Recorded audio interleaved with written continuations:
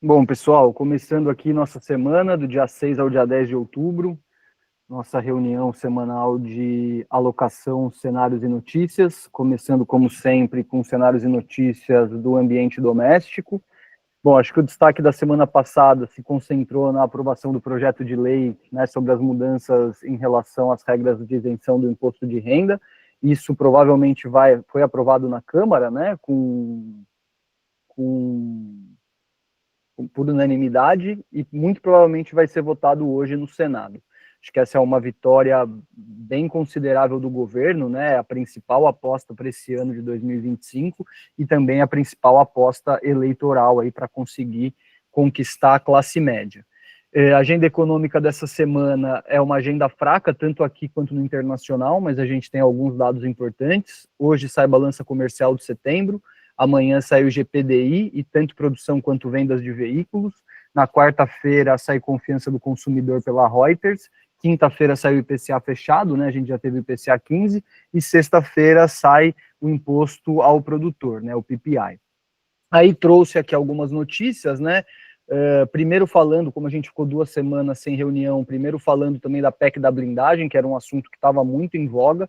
Então, embora tenha passado com ampla maioria na Câmara, o Senado barrou isso prontamente. É uma sinalização, ao meu ver, né, de que, bom, o Congresso está dividido, isso é um fato, né, lembrando que o Congresso é formado por Câmara e por Senado, e que o Senado está talvez um pouco mais alinhado ao atual governo, à atual gestão. Né? Tem muito aí uma questão do Alcolumbre, que é o presidente do Senado, ter um processo parado na mão do Dino, então que o Dino pode dar encaminhamento para isso, então também especula-se que esse seja um dos motivos do Senado estar um pouco mais favorável ao governo, mas de fato, desde que a gente viu toda aquela questão com os Estados Unidos, toda aquela questão do aumento das tarifas, o Lula se aproveitou disso ali com um discurso mais de soberania, de patriotismo, etc., e também a questão da PEC da blindagem, que também foi muito utilizado em campanha aí pela atual gestão, pelo governo.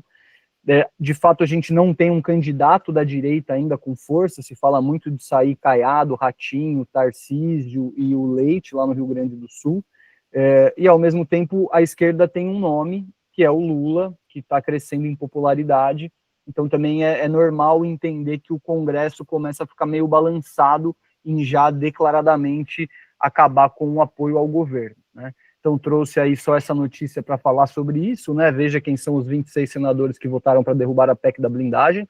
A PEC nem chegou aí para plenário, né? Ela foi barrada na CCJ, então já é também um sinal forte ali do governo. Aí trouxe aqui, né? Lula e Trump conversam por vídeo nessa segunda-feira para conter a escalada do tarifaço. A conversa já aconteceu, eu mandei no grupo agora há pouco. E o que é interessante é ver como, desde aquele encontro que teve na abertura da ONU, do Lula com o Trump, aventa-se muito que foi o Joesley Batista que intermediou esse encontro e essa mudança de postura dos Estados Unidos, mas desde que teve aquele diálogo, a gente pode perceber que não teve mais, assim, o assunto morreu, né? Os Estados Unidos parou de postar coisa falando que ia taxar mais o Brasil, ou qualquer coisa do gênero.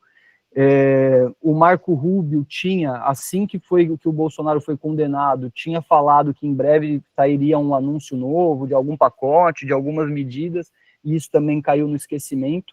Então, como de fato, aparentemente, essa narrativa dos Estados Unidos mais como atuante ali na política brasileira começou a enfraquecer, a gente não vê mais o Figueiredo falando nada, o Paulo Figueiredo, nem o Eduardo Bolsonaro, a gente vê que esse assunto deu uma morrida desde então, né?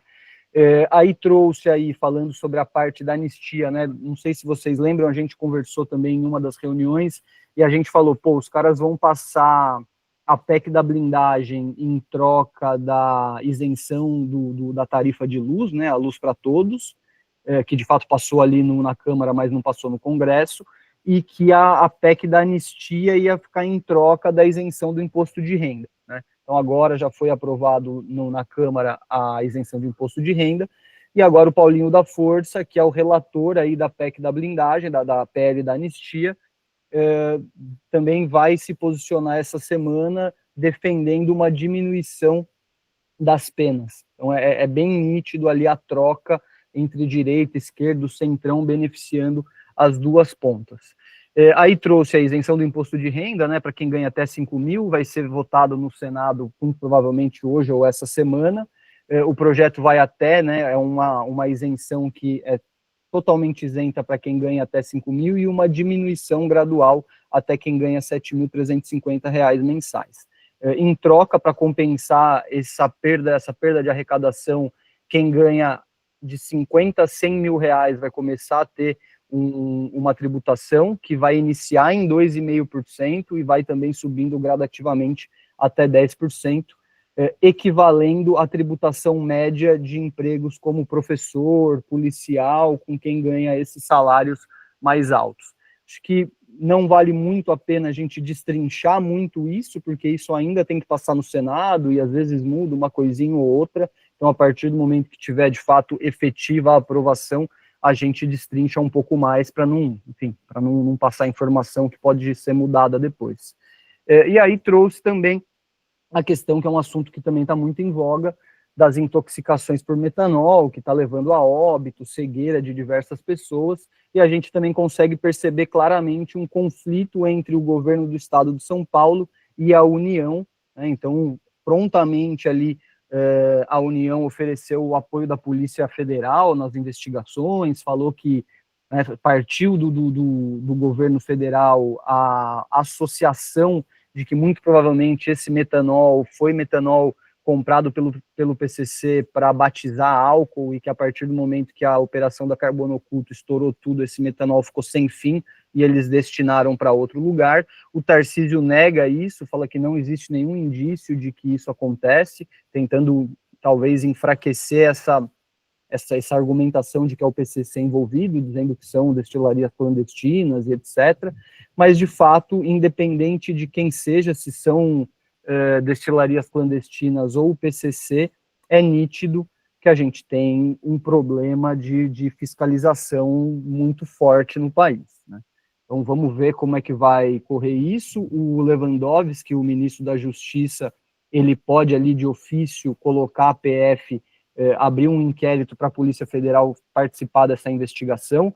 Esse assunto é sempre meio polêmico, polícia estadual sempre odeia a intervenção de polícia federal, muitas vezes a impressão que se diz, né, é que a polícia estadual toca a investigação inteira, faz todo o trabalho sujo, e aí a polícia federal aparece só para colher os louros. Então a gente percebe esse conflito claro, que já é um conflito eleitoral de 2026 entre Tarcísio, governador do estado de São Paulo, e também o presidente Lula, atual presidente do país.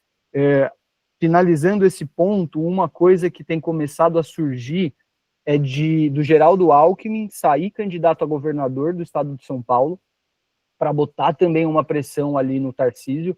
Lembrando que o Alckmin foi governador do estado de São Paulo por alguns mandatos, sempre foi um nome muito forte ligado ao estado de São Paulo, então também existe essa estratégia começando a ser desenhado de conseguir, teoricamente, a situação, né, assumir o governo do estado de São Paulo, se for perceptível um crescimento aí nas pesquisas do apoio ao Lula, né? Ao mesmo tempo, se você também começa a fazer uma pressão muito cedo, se o Tarcísio tem aqui a garantia, entre aspas, de que ele vai ser reeleito governador de São Paulo, ele está confortável, não tem muito porquê ele tentar uma coisa maior que vai ficar meio duvidoso. Se ele começa a ter ali, tomar um calor, uma sombra do Geraldo Alckmin no governo de São Paulo, isso pode também incentivar ele a ser candidato a presidente de fato, né? Porque já que ele vai ter que disputar aqui ou lá, que dispute lá. Agora, enquanto está garantido para ele no estado de São Paulo, fica mais difícil ele abrir mão do governo mais poderoso do país por algo duvidoso ali na presidência da República. Bom, trouxe também, como toda segunda-feira, a atualização do Boletim Focus, poucas mudanças. Então, basicamente, a gente tem a terceira variação seguida de IPCA para 2024, então de 4,1 para 4,12, um aumento pouco significativo, um aumento também pouco significativo do PIB, de 2,19 para 2,20, manutenção em 5,30 para o câmbio terminal desse ano. Não, isso aqui... Ué?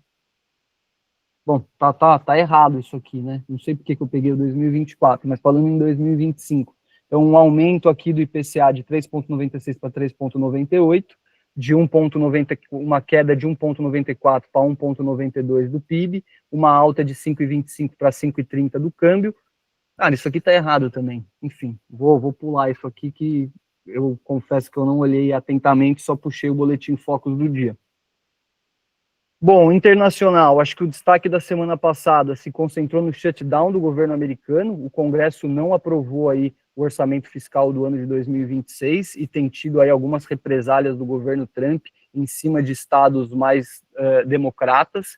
A agenda econômica dessa semana, terça-feira, tem importações e exportações dos Estados Unidos e, consequentemente, balança comercial. Tem também crédito ao consumidor, que acho que é um índice importante para acompanhar, que ele acaba sendo um indicador aí de inflação, tanto de crescimento econômico.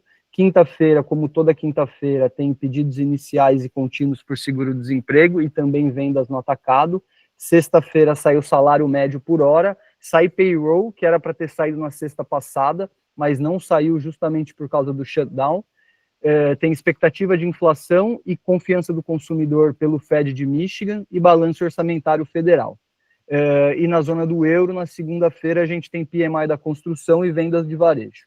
E aí trouxe aqui, né, primeiro, análise, escolhido de Trump para reconstruir Gaza tem passado controverso, que é o ex-primeiro-ministro da Inglaterra, o Tony Blair.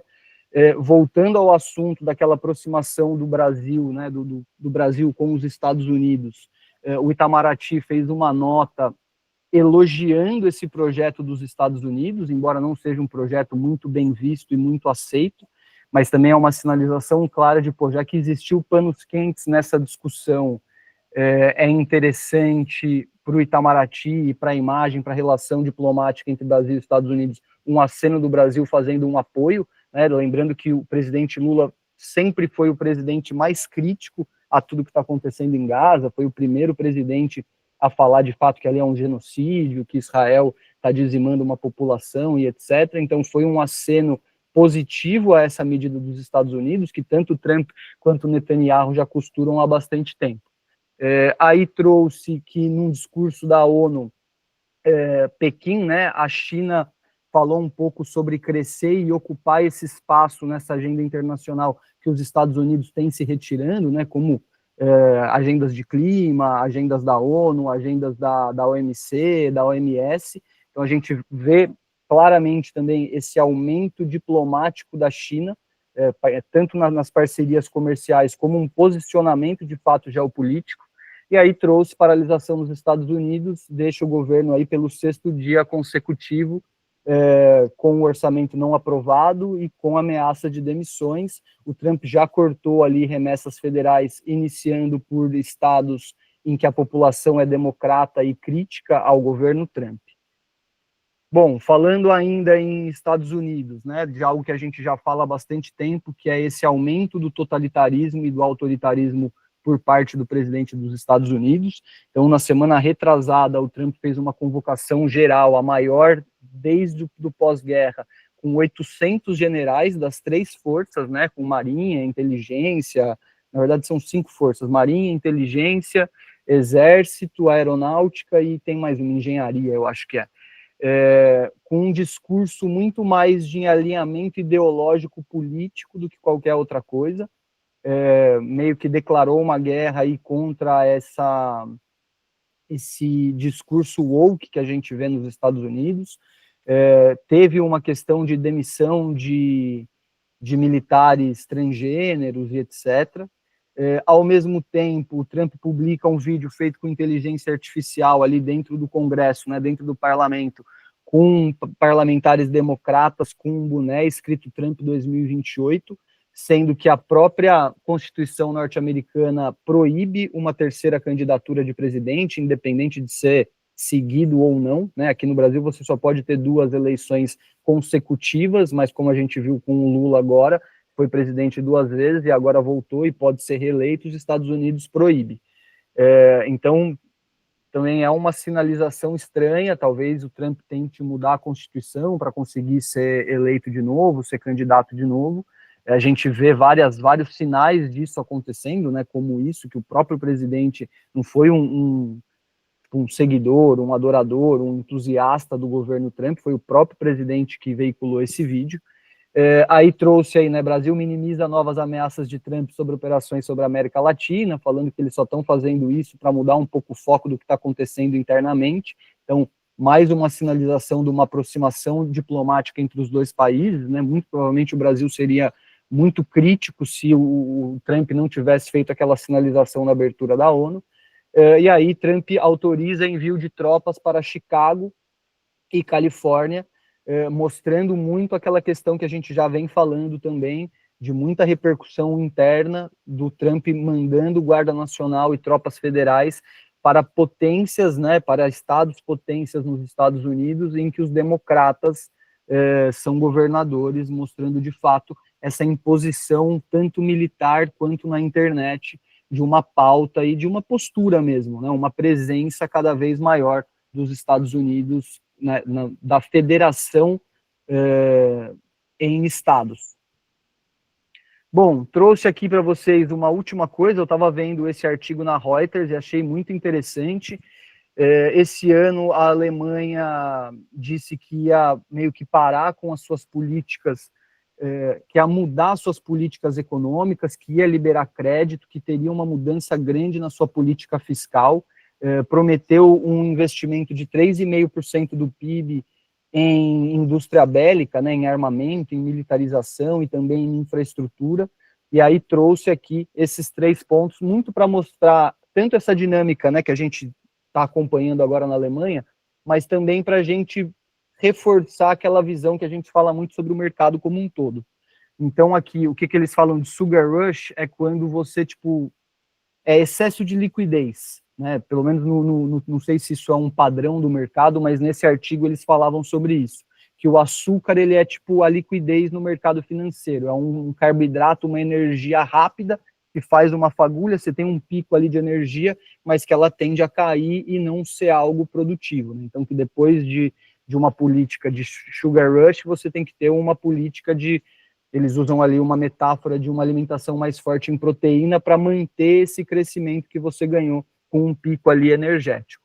Então, a Alemanha disse que faria esse investimento de 3,5% do PIB a partir de 2026, e aí a gente já vê aqui em verde, ó, é um índice de empresas aeroespaciais e de defesa. Então, a partir do anúncio ali em março, de março para abril, ela já começou a andar muito, mesmo teoricamente esse investimento só começando no ano que vem, e aí está comparando aqui, conta o índice, um ETF de Alemanha, e, tipo, vamos dizer, o Ibovespa alemão, o mid-caps ali, empresas de menor tamanho, e também o Eurostoxx como um todo. Então, todos andando meio parecido aqui, e o ETF de defesa porrando bem forte, né? Aí aqui mostra uma relação, né, aí só em caráter comparativo, entre um ETF de defesa na zona do euro contra as 7 magníficas, né, as 7 grandes empresas de tecnologia, então também caminhavam meio que juntas aqui, e a partir do anúncio desse superinvestimento aí do PIB da Alemanha, essa parte de defesa europeia subiu significativamente mais do que as 7 magníficas, que é o que mais tem puxado bolsa para cima ao redor do mundo. E aí mostrando aqui, né, primeiro esse último gráfico aqui, ó, Germany Bonds Price Higher Borrowing, em vermelho está os cortes de juro, a expectativa de corte de juro ao longo do ano, a taxa que está sendo negociado os bonds de 10 e 30 anos. Né? Então, mostrando que, pô, mesmo com corte de juros, o mercado precifica um aumento de juros, um aumento de risco e, consequentemente, cobra um prêmio maior para os bonds de 10 e 30 anos, já que, a partir do ano que vem, tem uma mudança na política fiscal e o país vai deixar de ter responsabilidade fiscal, entre aspas, e fazer um investimento massivo. Então, por que eu trouxe isso? Primeiro, acho que isso é algo para a gente olhar, porque se de fato a gente tiver algum tipo de mudança, tanto geopolítica, que leve a Alemanha a desistir dessa política, a gente deve ter correção nesses índices de defesa, e para mostrar de fato que o mercado sempre antecipa tudo. Né? Então, às vezes a gente fala assim, vai começar corte de juros, vai ser positivo para alguma coisa. Aqui no gráfico a gente vê que mesmo num cenário de corte de juros, como existe uma expectativa futura de afrouxamento monetário, a gente vê os prêmios dos bonds exigidos serem cada vez maiores, né? Então, isso aqui replicaria negativamente em bolsa, no caso. Bom, os nossos dados de inflação eu atualizo a partir da atualização do IPCA, que sai essa semana.